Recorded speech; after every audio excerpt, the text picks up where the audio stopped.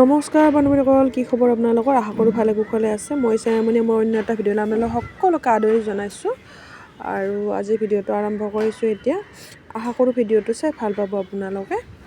এতিয়া মই স্কুল যাবলৈ ওলাইছোঁ মাইনাক আনিবৰ কাৰণে। মাইনাৰ গাটো বৰ বেছি ভাল নাই, সেয়ে স্কুল যাবলৈ ওলাইছোঁ দৌৰা দৌৰিকৈ। ৰাতিপুৱাই মানে এক্সামৰ ছুটি হ'ব, এতিয়া 10টা বজাত ছুটি হ'ব এক্সাম, সেয়ে যাবলৈ ওলাইছোঁ। আৰু এতিয়া কি ক'ম আৰু জানানে, জীৱনটোত শান্তি নাই। দৌৰা দৌৰি কেৱল দৌৰা দৌৰিয়ে কৈ থাকোঁতে যায়। আগৰ পৰা এটা কথাই মানে, যেতিয়াই এক্সাম আহে তেতিয়াই কিবা মাইনাৰ বেমাৰ হয়, কি জানো এইটো মই কথা বুজি নাপাওঁ। প্ৰত্যেকবাৰ তেনেকৈ হয়, যেতিয়া এক্সাম আহে তাই বেচেৰীজনী ভালে থাকে ৰাতি একদম পূৰা বমি চমি হ'ব ধৰে। ৰাতিপুৱা হোৱাৰ লগে লগে একদম পূৰা উঠিব নোৱাৰে, এনেকুৱাখন হয়। প্ৰত্যেকটা এক্সামতে এনেকুৱা আহে, সেনেকৈয়ে লৈ যাওঁ আৰু নিনিলেও উপায় নাই, সেনেকৈয়ে লৈ যাওঁ আৰু থৈ আহোঁ। এইবাৰো কি হ'ল নাজানো আৰু, এইবাৰো সেই একে গতি লগ লাগিলে। তাৰপিছতে আৰু এনে এক্সাম চলি আছে যে 10টাত ছুটি, আনকালে 2টা এক্সাম থাকিলে 12:30 দিছিলে, আজি 10টাতে ছুটি হ'ব। সেয়ে মাইনা লৈ আনো জল্দি আৰু কি কৰিলোঁ দিনটোত চাবচোন। আৰু কিবা চাদৰ গোঠোৱা আছে, কিবা কিবি কাম কৰা আছে, চাবচোন। এতিয়া যাওঁ আৰু মাইনা আনিবলৈ। একদম দেৰি হৈছে, 10টা বাজি গ'লে।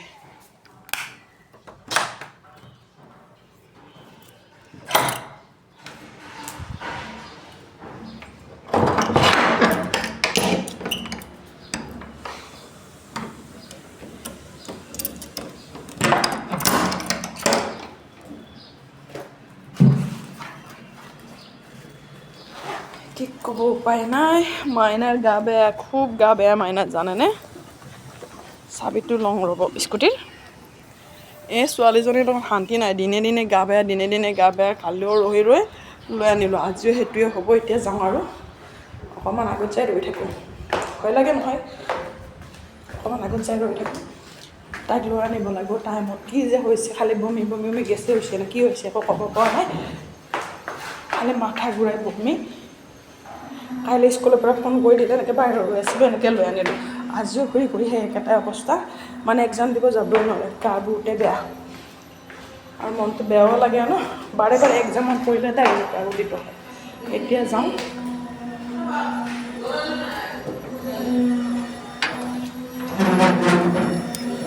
চাৰে 10টাত এনেও ছুটি আছিলে, কাইলৈ 12:30 ছুটি আছিলে। কাইলৈ 2টা এক্সাম আছিলে আৰু আজি এটা এক্সাম আছে। আৰু যিহেতুকে জল্দি এটা আনিব লাগিব এতিয়া। ইফালে শিৱ মন্দিৰ চাকি জ্বলিয়ে আছে।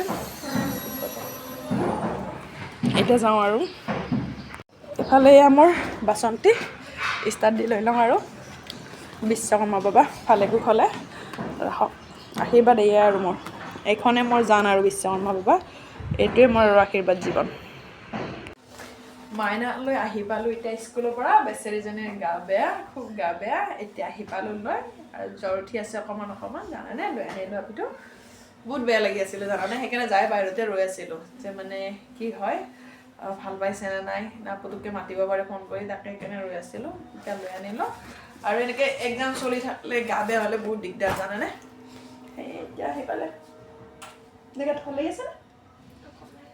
তাৰ এটা মেইন বস্তু কি জানানে, তাই গেছ হৈ গৈছে বেছি। তাই মানে এইবিলাক বাহিৰা বস্তু খাওঁতে তাৰ মানে অকণমান বেমাৰটো বেছিকৈ লাগি গৈছে। তাৰপিছতে তাইৰ এইখন নাটক একদম পূৰা এনেকুৱা হৈ গৈছে। সেয়াই আৰু, নহ'লে এনেকৈ নহ'ল হয়। এতিয়া এটা ৰিল বনাই দিম দে দুটাই ধুনীয়াকৈ। কোনটো ভাল পোৱা? সেইটো জুবিনদাৰ, ঠিক আছে, সেইটোৱে বনাই দিম দিয়া নহ'লে দেই। এতিয়া আমি দুটাই আলোচনা কৰি আছোঁ, তাৰ ৰিলে বনাওঁ নেকি, দুটাই মা বেটি লগ লাগে। মই তাকে ভাবি আছোঁ হা, জুবিনদাৰ গানত এনেকৈ আৰু জুবিনদাৰ গানবিলাকত আৰু ৰিল বনাব লাগিব, মনত ৰাখিব লাগিব ন। আৰু জুবিনদা নাইকিয়া হয়তো সকলোতো মনততো দুখ আছে, তথাপি আৰু ৰিল চিল বনাব লাগিব। বনাই আৰু বেছিভাগ সেনেকৈ মনত ৰাখিব লাগিব। আৰু যে ৰিল বনালে যে মানে বেয়া পাইতো নহয়, জুবিনদাৰ গানৰ ৰিল বনাব লাগিব। আৰু বনাই ধৰ যেনেকৈ নহওক জুবিনদাৰ গানবিলাক আমি আৰু শুনি থাকিবই লাগিব, অভিনয় কৰি যিয়ে নহওক ন। সেয়াই আৰু, গৰম পানী আছে তোমাৰ বেগত, ঠাণ্ডা পানী খাই নাথাকিবা।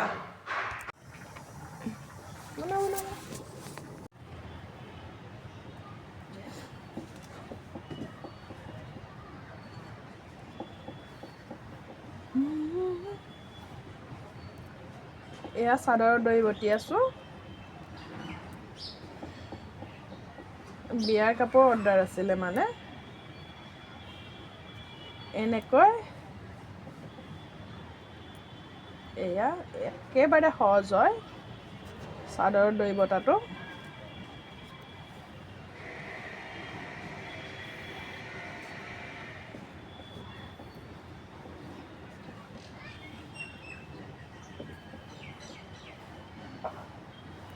আজি ক'ত বহি আছোঁ জানানে? ছাতৰ ওপৰত বহি আছোঁ।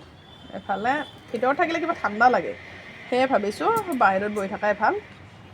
টেবুলখন লৈ লৈছোঁ ওলাই, এয়া দেখিছেনে? এতিয়া সেইকাৰণে ভালকৈ মানে ধৰিব পৰা নাই, লাইটৰ মানে ৰশ্মিটো পৰি আছে।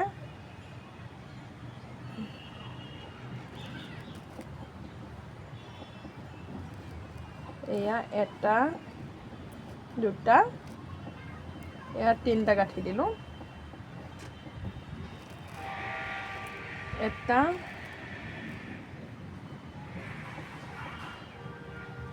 এয়া দুটা,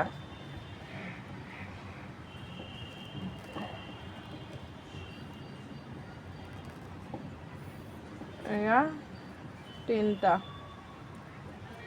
তিনিটা মানে এইটো লাষ্টৰ গাঁঠিটো দেই। ভিতৰত দুটা দিলোঁ, ফাৰ্ষ্টত তিনিটা, এয়া লাষ্টত এয়া দুটা দিলোঁ, এনেকৈ মাজেৰে সোমাই দিলোঁ।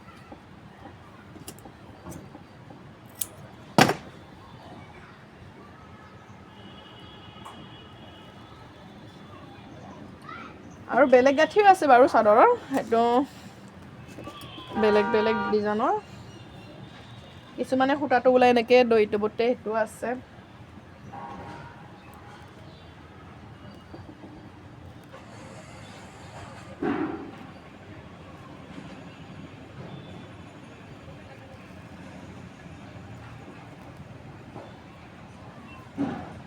তুমি জানানে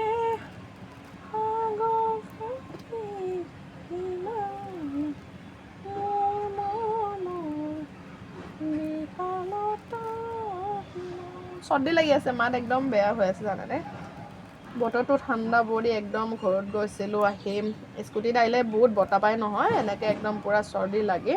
মোৰ পিছে এইটো চৰ্দি লগা বুলি নহয়, এই যেতিয়াই ঠাণ্ডা দিনকেইটা পৰে একেবাৰে চাইনিজটো বেছি হৈ যায়।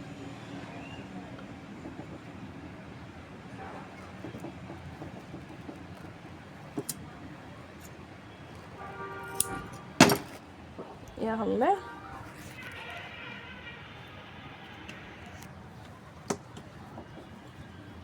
ইয়াত দুটা মাত্ৰ খালী আছে, এই দুটা এটা শ্বৰ্ট ভিডিঅ' কৰি বনাই থৈ দিম, বাছ হৈ যাব আৰু।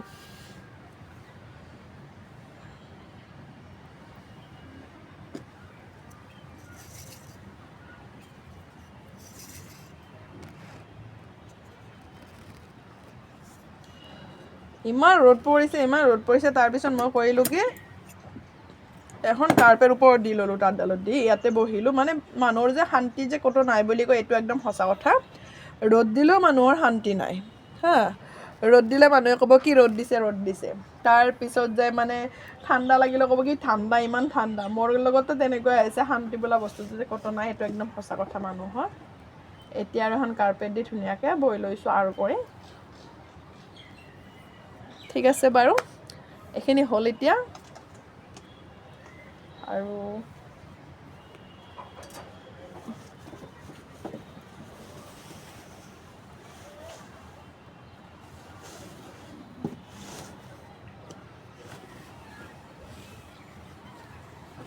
হৈ গ'ল, দেখিছেনে? এয়া এয়া হৈ গ'ল।